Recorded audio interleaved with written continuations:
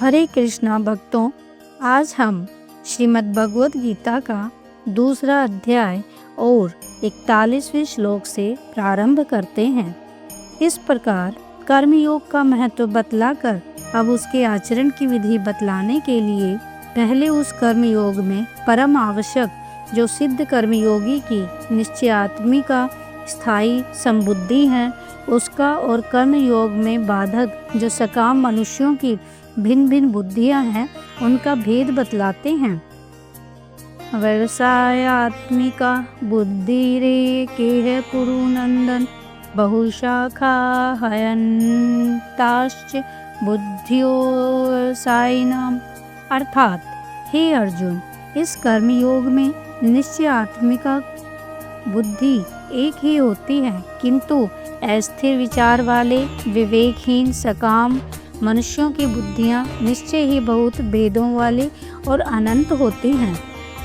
इस कथन से यह भाव है कि अटल और स्थिर निश्चय ही जिस बुद्धि का स्वरूप है, 39वें श्लोक में जिस बुद्धि से युक्त होने का फल कर्म बंधन से मुक्त होना बतलाया है, उस स्थायी संभाव रूप निश्चय आत्मिका बुद्धि का वाचक यहाँ व्यवसाय आत्मिका विशेषण के सहित बुद्धि पद है, क्योंकि इस प्रकरण में जगह जगह इसी अर्थ में बुद्धि शब्द का प्रयोग हुआ है तथा वह बुद्धि एक ही है। यह कहकर यह भाव दिखलाया गया है कि इसमें केवल मात्र एक सच्चिदानंद परमात्मा ही निश्चय रहता है।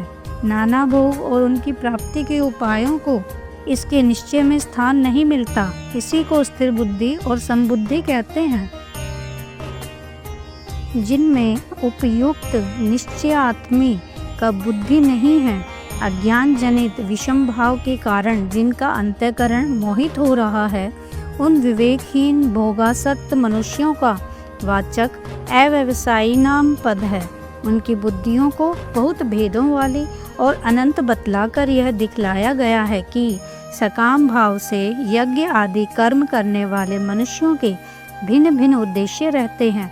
कोई एक किसी भोग की प्राप्ति के लिए किसी प्रकार का कर्म करता है, तो दूसरा उससे भिन्न किन्हीं दूसरे की प्राप्ति भोगों की प्राप्ति के लिए दूसरे ही प्रकार का कर्म करता है। इसके सिवा वे किसी एक उद्देश्य से किए जाने वाले कर्म में भी अनेक प्रकार के भोगों की कामना किया करते हैं और संसार के समस्त पदार्थों में घटनाओं में उनका विषम भाव रहता है। किसी को प्रिय समझते हैं, किसी को अप्रिय समझते हैं। एक ही पदार्थ को किसी अंश में प्रिय समझते हैं और किसी अंश में अप्रिय समझते हैं। इस प्रकार संसार के समस्त पदार्थों में, व्यक्तियों में और घटनाओं में उनकी अनेक प्रकार से विषम बुद्धि रहती है और उसके अनंत भेद होते हैं। ओम नमो भगवते वासुदेवाय नमः।